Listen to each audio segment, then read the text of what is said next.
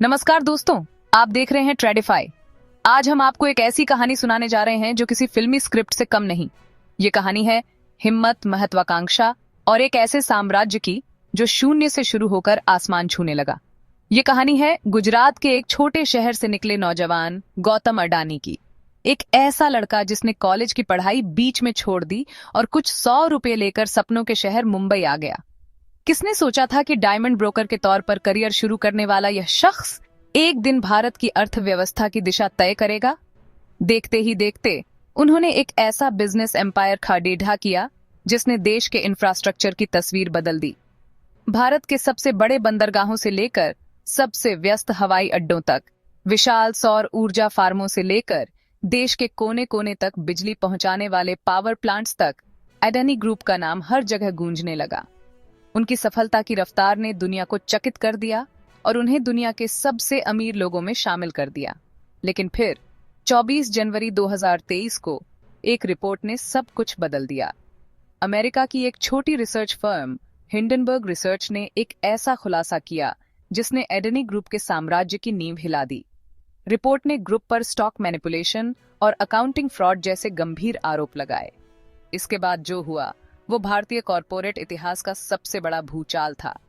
Share बाजार में tsunami आ गई, निवेशकों के अरबों डॉलर डूब गए और संसद से लेकर सड़क तक सिर्फ एक ही नाम पर बहस छिड़ गई, अडानी। तो सच क्या है?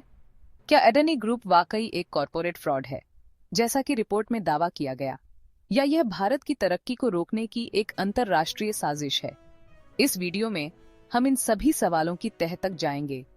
हम अडानी की शुरुआत से उनके शिखर तक के सफर को देखेंगे, हिंडनबर्ग के आरोपों की पड़ताल करेंगे और ये समझने की कोशिश करेंगे कि इस कहानी का असली सच क्या है। चलिए इस सफर पर हमारे साथ चलिए। गुजरात के अहमदाबाद में जन्मे गौतम अडानी ने 1988 में अडानी एक्सपोर्ट्स शुरू किया।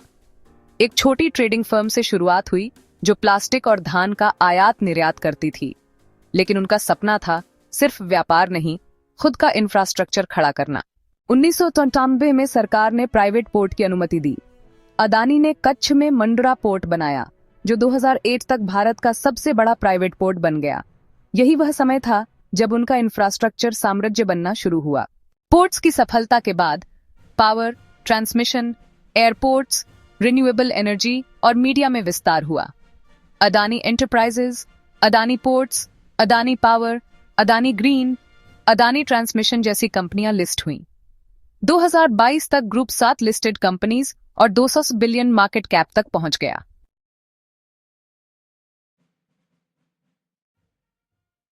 चौबीस जनवरी 2023 यह वो तारीख थी जिसने भारतीय कॉरपोरेट जगत में भूचाल ला दिया। हिंडनबर्ग रिसर्च, एक अमेरिकी शॉर्ट सेलर फर्म, ने एक विस्फोटक रिपोर्ट जारी की। शॉर्ट सेलर्स वो होते हैं जो किसी कंपनी के शेयर गिरने पर पैसा कमाते हैं, और हिंडनबर्ग ने अडानी ग्रुप पर अपना सबसे बड़ा दांव लगाया था। रिपोर्ट में सिर्फ स्टॉक की कीमतों में हेरफेर और भारी कर्ज के आरोप नहीं थे, इसमें दशकों से चल रहे एक बड़े कॉरपोरेट फ्रॉड का दावा किया गया था।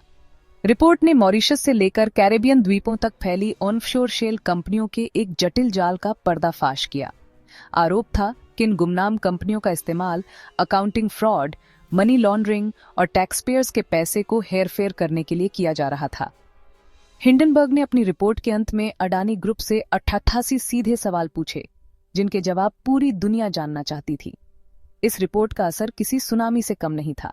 भारतीय शेयर बाजार में हाहाकार मच गया। अडानी ग्रुप के शेयर ऐसे गिरे जैसे कोई अंत ही न हो।